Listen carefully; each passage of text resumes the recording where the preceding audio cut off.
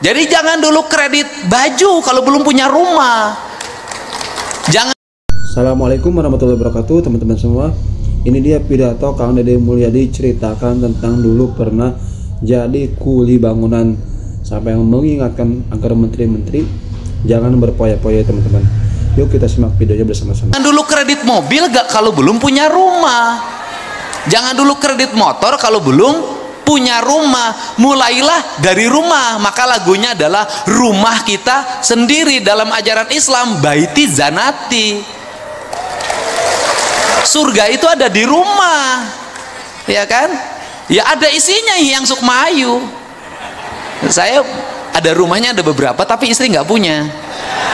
Siapa yang mau isi rumah saya, dipersilahkan. Nah, itu rumah dulu. Nah, sekarang kemudian baru bajunya wete. Setelah bajunya wete, baru bibirnya base. Apa artinya menikah? Kemudian setelah itu ingat, setelah menikah istrinya harus ber-KB, ya kan? Jarang rene, barijeng dikerei, tapi suaminya normal, ya kan? Normal tapi tidak beranak terus. Jangan sekali cos jadi, kan ngomongnya harus begitu. Nah, problem hari ini saya ngomong tentang kemiskinan. Saya ini tukang keliling. Apa yang terjadi pada kemiskinan itu? Pertama, anaknya banyak. Kedua, tidak punya rumah. Di rumah yang sempit itu saya sudah menemukan berapa kasus. Ada orang yang tinggal di rumah petak, anaknya 16. Ada orang yang tinggal di rumah petak, anaknya 11. Ada anak yang tinggal di rumah petak, anaknya 24. Dan anehnya adalah orang yang punya duit itu susah punya anak. Walaupun istrinya banyak, nggak mau beranak. Yang nakal-nakal itu kan istrinya banyak, tapi nggak ada yang anak satupun tuh jadi. Tapi orang-orang nggak berpunya atau prasejahtera itu mudah punya anak. Anak orang kaya susah makannya, harus cari dokter gizi, dicekok dulu. Anak orang miskin pengen makan terus, itu hawanya beda. Jadi hawa orang kaya itu kenyang terus, hawa orang miskin lapar terus. Nah, ini kan yang terjadi seperti itu. Nah, sehingga negara kan harus nyelesain problem kemiskinan. Negara harus membangun pertumbuhan. Saya sampai sekarang otak saya tetap, walaupun nggak pernah sekolah statistik, saya selalu mengatakan kalau ingin membangun kemakmuran rakyat itu jangan dulu ngomong pendekatan peningkatan pendapatan rakyat. Jangan. Yang harus dilakukan negara itu adalah ngomong bagaimana rakyat keluar duitnya sedikit. Karena saya punya pengalaman sebagai orang desa, ibu saya anaknya 9, kok saya bisa sekolah sih sampai sarjana 9-9-nya? Kok makannya cukup? Kenapa? Karena ibu-ibu kita dulu berhasil memanage rumah tangga dengan sedikit pengeluaran. Yang penting punya beras sama garam, itu udah tenang hidupnya. Sekarang nggak bisa, nggak punya kuota nggak tenang. Gitu loh. Nggak bisa jalan-jalan malam hari, nggak tenang. Ini problem apa sih yang terjadi pada masyarakat Indonesia hari ini, pada masyarakat Jawa Barat? Yang terjadi adalah kajenting tekor asal sohor. Problemnya apa? Kelas menengah bawah ini ingin bergaya seperti tetangganya yang agak atas. Apa yang terjadi? Pinjem. Untuk itu makanya tidak boleh para pejabat memperlihatkan, memposting sesuatu yang tidak terjangkau oleh rakyatnya. Nggak boleh. Misalnya cerita, ini saya lagi belanja di Singapura, nggak boleh. Karena pejabat, walaupun duit sendiri, oh ini saya lagi makan keluarga di rumah makan ini, itu menimbulkan obsesi. Membuat mereka ingin seperti apa yang dalam video itu. Anaknya, akhirnya hari ini banyak orang kelas menengah bawah tidak masak di rumah, makannya di rumah makan. Nah, sehingga akses yang harus dibuka oleh negara hari ini adalah pertama, bagaimana rakyat mendapat akses pendidikan. Makanya saya fokus sejak awal memimpin infrastruktur sekolah SD, SMP, SMA, dan SMK adalah keharusan negara. Makanya saya berani membuka ruang kelas sampai 50. Ini yang penting. Nah, itu yang kedua, mendekatkan siswa pada akses pendidikan. Kenapa? Biaya ongkos mahal, sekolah gratis nggak ada masalah, tapi ongkosnya 30.000. Itu yang kedua. Kemudian yang ketiga adalah menekan biaya pendidikan. Biaya pendidikan itu yang mahal bukan SPP-nya. Biaya pendidikan itu yang mahal adalah biaya jajannya, biaya modenya, outing kelas, dan studi tour. Itu yang paling mahal tuh studi saya.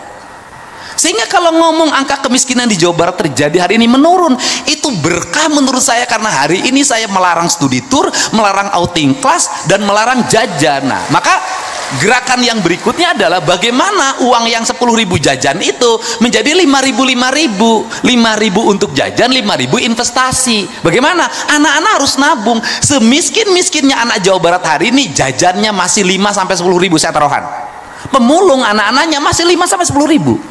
Jadi kalau hari ini ada orang kurang gizi, itu bukan faktor tidak punya uang, tetapi faktornya adalah tradisi jajan lebih tinggi daripada tradisi memasak di rumah. Mereka lebih senang membeli jajanan yang di sekolah di sekitarnya 5.000 perak dibanding beli telur. Padahal 5.000 itu kalau pagi-pagi direbus dapat telur 2 biji. Nah, sehingga saya kenapa mendorong sekolah pagi jam 6:30, sesungguhnya lagi merubah masyarakat Jawa Barat mindsetnya. Untuk apa? Untuk menjadi orang yang merubah pola. Apa sih polanya? Saya kasih tahu nih, rumusnya begini. Kenapa anak-anak itu harus masuk 6:30? Agar mereka bangunnya jam 5. Kalau mereka bangunnya jam 5, maka orang tuanya akan memaksa tidurnya jam 8 sampai jam 9. Kalau mereka tidurnya jam 8, jam 9, maka kebiasaan nongkrongnya hilang. Nongkrong itu duit loh. Dia menghabiskan BBM, kemudian nongkrong di kafe walaupun 50.000 perak. Kenapa kafe yang banyak gulung tikar? Tren mode bikin kafe di mana-mana. Anak yang nongkrong 50.000 pacaran dari jam 3 sore sampai jam 10 malam. Rugi. Ya kita ngalamin begitu juga. Kalau yang punya duit nggak mau kelihatan umum, ngeluar duitnya banyak. Nah, makanya itu didorong untuk dirubah. Yang berikutnya adalah saya meminta membawa bekal ke sekolah bagi mereka yang MBG-nya belum ada. Untuk apa? Membuat tradisi memasak. Jadi tradisi memasak kaum ibu di rumah itu sesungguhnya piranti jalan untuk membangun kesejahteraan rakyat. Tradisi. Nah, dari tradisi ini, maka yang kedua adalah layanan terhadap ini nanti ya berpengaruh pada perumahan. Layanan terhadap kesehatan. Makanya penting ambulan. Makanya Pak Kepala Bapeda, tolong sopir-sopir ambulan itu oleh kepala desanya tidak dilengkapi BBM. Akhirnya walaupun ambulannya ada, ketika berangkat mungut. Dan mereka tidak digaji. Makanya saya meminta sopir ambulan itu dimasukkan menjadi tenaga pemerintah kabupaten dan provinsi. Ini penting loh Pak. Jangan sampai yang nggak ada kerja digaji, yang kerja nggak digaji. Ini di Indonesia itu begitu. Nah, ini harus diakses. Yang kedua adalah bagaimana mereka mendapat layanan di rumah sakit. Nah, apakah layanan di rumah sakit itu masih menyelesaikan BPJS bagi masyarakat miskin? Tidak. Di rumah saya itu setiap hari 50-100 orang ngantri untuk mendapat bekal operasional. Makanya operasional gubernur diberikan ke sana. Kenapa? Pak, BPJS-nya sudah bisa Pak, kita free.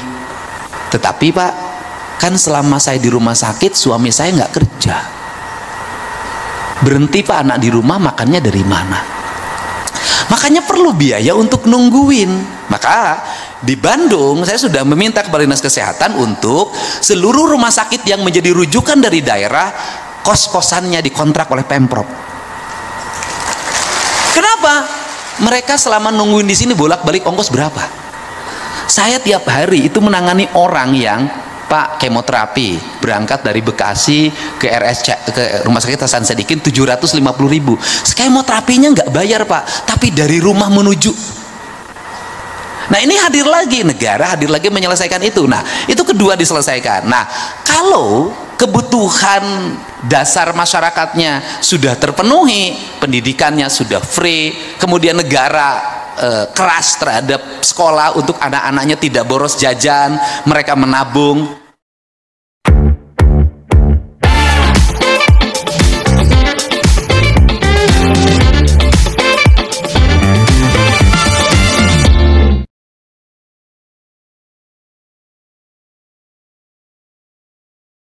Udah kayak gini, sabar aja bro.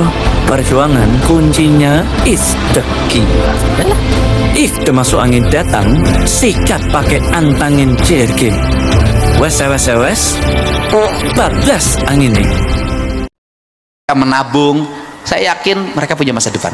Mereka punya akses rumah. Nah, karena itu maka pada waktu gelombang demonstrasi kemarin, saya sudah punya tradisi dari dulu sejak bupati.